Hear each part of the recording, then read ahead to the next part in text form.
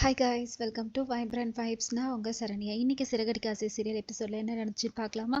எடுத்தோடனே பார்த்தாக்கா நேற்று வந்து அக்ரிமெண்ட் பேப்பரில் சைன் வாங்குறதுக்காக வந்து அந்த ஃபினான்ஷியல் உட்காந்துருப்பார்ல, எல்லாரும் வந்து சைன் போட வேணாம்னு சொல்லுவாங்க. ஆனால் விஜயா கேட்காம ரோஷம் தாங்காமல் சைன் போட்டுருவாங்க.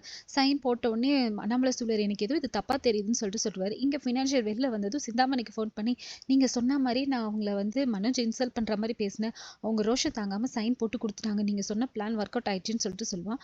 இது போதும், ஒர்க் அவுட் ஆயிடுச்சு இல்லை, இது போதும்னு சொல்லிட்டு இங்கே ரோகிணி வருவா. ரோகிணி வந்தவொடனே, ரோகிணி என்னாச்சு தெரியுமா, அங்கே வந்து உன்னோட ஃபோட்டோவே கிழிச்சு போடுற அளவு வந்துட்டாங்களான்னு சொல்லிட்டு இப்போ உங்க மாமியார் மட்டும் அந்த கடனை அடைச்சிட்டாங்க, அதுக்கப்புறம் உன் புருஷன் உன்னை மதிக்கவே மாட்டான், அவங்க அம்மா என்ன சொல்கிறாங்களோ அதை தான் கேட்பான்னு சொன்னோன்னே ரோகிணி நல்லா உசுப்பேத்தி விட்றாங்க. ஏன்னா இவ்வளோ டார்கெட் அந்த வீட்டை எப்படியாவது வாங்கணும், அதனால் ரோகிணி உசுப்பேத்தி விட்டோன்னே அவளும் இந்த கடனை அவங்க எப்படி அடைக்கிறாங்க பார்த்துக்கிறேன்ற மாதிரி இருப்பாங்க.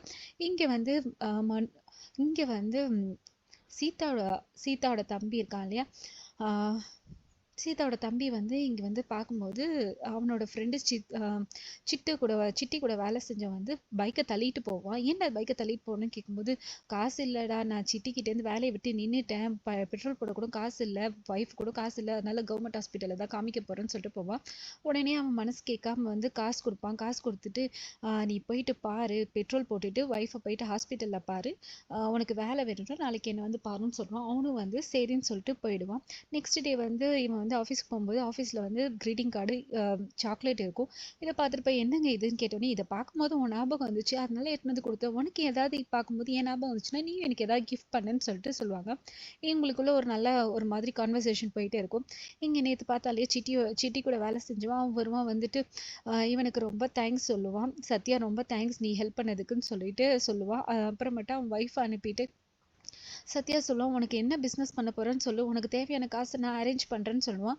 இவன் ஹெல்ப் பண்ணதில் இவன் ரொம்ப இதுவாயிட்டு, சத்யா நீ எவ்வளோ நல்லவனா இருக்க, உனக்கு வந்து சிட்டி பயங்கரமாக துரோகம் பிடிக்கிறான், உன் அக்காவோட வாழ்க்கையை அழிக்க பார்த்தான்னு சொல்லிட்டு அப்புறமேட்டா சொல்லுவான், இது மாதிரி உங்கள் மாமாவோட பிரேக் ஒயரை கட் பண்ணது சிட்டி தான், அதுக்கு ஹெல்ப் பண்ணது ரோகிணின்னு சொல்லிட்டு எல்லா உண்மையும் சொல்லிடுவான்.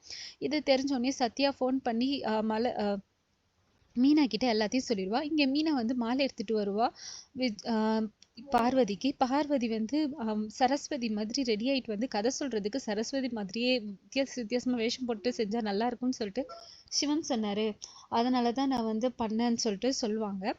அப்புறமேட்டா இங்கே வந்து வீடியோ எடுக்க ஆரம்பிச்சிருவாங்க. மீனாவும் அந்த கதையை கேட்டுகிட்டே இருப்பா. திடீர்னு காலிங் பெல் அடிச்சோடனே பார்த்தாக்கா விஜயா வருவா. விஜயா வந்து, மீனா நீ இங்கே என்ன பண்ணுறேன்னு சொல்லிட்டு கேட்கோன்னே மீனா வந்து நான் பூ கொடுக்க வந்தேன்னு சொல்லிட்டு சொல்லுவாள். அதோட விஜயா போயிடுவான். விஜயா வந்துடும், மீனா போயிடுவா. இங்கே வந்து மறுபடியும் இவங்களும் சிந்தாமணியும் வருவாங்க. வந்தோடனே விஜயா எல்லாத்தையும் சொல்லி புலம்பினே இருப்பாள். புலம்பிகிட்டே இருக்கும்போது விஜயாவுக்கு வந்து ஒரு லாயரோட நம்பரையும் வந்து சிந்தாமணி வந்து கொடுத்துருவாங்க. அந்த லாயரை போயிட்டு பார்க்க சொல்லி இங்கே வந்து மீனாவும் முத்துவும் வந்துட்டு ஒரு முக்கியமான விஷயம் சொல்லணும்னு சொல்லிட்டு சொல்லுவாங்க. என்னன்னு கேட்கும்போது எல்லாருக்குமே ஷாக் ஆகிடும். இந்த மாதிரி என்னோட உயிரே எடுக்க பார்த்துக்கிறா, இந்த வேலையெல்லாம் வந்து ரோகிணி பார்த்துருக்கா, சிட்டி தான் வந்து இது பண்ணிக்கிறான், சிட்டி கூட சேர்ந்து இவளும் சேர்ந்து இந்த கார்க்கு எடுத்து கொடுத்து என்னை காலி பண்ண பார்த்துக்கிறா, இவளை சும்மா விடக்கூடாது, நான் போலீஸில் போய் கம்ப்ளைண்ட் கொடுக்க போகிறேன்னு சொல்லிட்டு சொல்லுவான். மீனாவும் டென்ஷன் ஆவா. அண்ணாமலை சொல்லுவார், போலீஸ் கம்ப்ளைண்ட்லாம் வேண்டாம்னு சொல்லிட்டு. ஆனால் விஜய் சொல்லுவாங்க, நம்ம முத்துவோட உயிரை எடுக்க பார்த்துக்கிறா, இது கண்டிப்பாக அவளை சும்மா விடக்கூடாது, போலீஸ் கம்ப்ளைண்ட் கொடுத்து அவளை உள்ள புத்துக்கி போடணும், இவ இன்னும் இவ்வளோ இதுவாக இருக்கா சொல்லிட்டு இதுனா மட்டும் மனோஜ் கிட்ட சொல்லுவாங்க, இவ கூட போய் நீ வாழ்ந்திருக்க நினைச்சாலே எனக்கு பயமா இருக்குதுடா, நல்ல வேலைன்னு சொல்லிட்டு சொல்லுவாங்க. அப்போ கரெக்டாக ரோகிணியோட ஃப்ரெண்டு வந்து வருவா, வித்யா வீட்டுக்காரும் வருவான். வந்துட்டு முருகன் சொல்லுவான், அண்ணன் நான் உங்ககிட்ட கொஞ்சம் பேசணும்னு சொன்னோன்னே, என்னங்க இங்கேயே சொல்லுன்னு, இல்லை அது வந்து இந்த வீட்டு மருமகளை பற்றி, அதனால் தனியாக தான் சொல்லணும், இந்த வீட்டு மருமகளை பற்றி எல்லாருக்கும் எல்லா விஷயமும் தெரிஞ்சிருச்சு, அதனால் நீ ஓப்பனாக இங்கேயே சொல்லலாம்னு சொல்லிட்டு சொல்லுவாங்க. உடனே அவனும் வந்து சரின்னு சொல்லிட்டு வேற வழி இல்லாமல் சொல்லிட்டு சொல்லுவான், இந்த மாதிரி நிறைய அவங்க தப்பு பண்ணியிருக்காங்க, அவங்க பண்ண எல்லா தப்பையுமே இப்போ நாங்கள் சொல்லணும்னு சொல்லிட்டு எனக்கு தெரியாது, இப்போதான் தெரிய வந்தது, அதுதான் எல்லாத்தையும் சொல்லலாம்னு சொல்லிட்டு வித்யா கூப்பிட்டு வந்து சொல்லிட்டு வித்யா வந்து ரோகிணி பண்ண எல்லா விஷயத்தையுமே சொல்லுவாள்.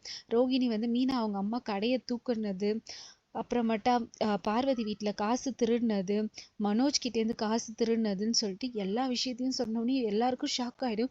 இவ்வளோ மோசமானவளா அவள், இவ்வளோ திருட்டுத்தனம், இவ்வளோ பொய், இவ்வளோ பண்ணியிருக்கா, இவெல்லாம் ஒரு பொண்ணா இவன்னு சொல்லிட்டு எல்லாருக்குமே பயங்கர ஷாக் ஆகிடும். உடனே அண்ணாமலை வந்து சரி இதுக்கப்புறம் வந்து நானே சொல்றேன், இதுக்கப்புறம் ரோகிணி இந்த வீட்டு மருமகள்ல, அவகிட்ட இருந்து எவ்வளவு சீக்கிரம் டைவர்ஸ் வாங்க முடியுமோ டைவர்ஸ் வாங்குற வேலையை பாருங்கன்னு சொல்லிட்டு அவரே சொல்லிடுவாரு. ஆனா போலீஸ் கம்ப்ளைண்ட்லாம் வேணாம், கிறிஷோவையும் நம்ம பார்க்கணும்னு சொல்லிட்டு சொல்லிடுவாரு. சரி சொல்லிட்டு இவங்க 4 பேரும் டிஸ்கஸ், இவ்வளோ மோசமானவளா இருக்கிறாளேன்னு சொல்லிட்டு இதை அப்பாக்கே தெரியாம அவளை ஏதாவது பண்ணணும், அவளுக்கு நம்மளுக்கு எல்லா உண்மையும் தெரியுன்றத அவளுக்கு தெரிய வைக்கணும்னு சொல்லிட்டு எல்லாரும் பேசினிருப்பாங்க. இங்க அடுத்த நாள் காலையில விஜயாவும் மனோஜும் வந்து லாயரை பார்க்கறதுக்காக வந்திருப்பாங்க. லாயர் கிட்ட பார்த்து டைவர்ஸ் நோட்டீஸ் கேட்பாங்க. டைவர்ஸ்னா நீங்க கேட்குற மாதிரி உடனே எல்லாம் கிடைக்காது, அது லேட் ஆகும்னு சொல்லிட்டு அந்த லாயர் கொஞ்சம் திமிரா பேசிட்டே இருப்பாங்க. இதோட இன்னைக்கு எபிசோட் முடியுது. மறுபடியும் நாளைக்கு எபிசோட்ல மறக்காம பார்க்கலாம். தேங்க்யூ.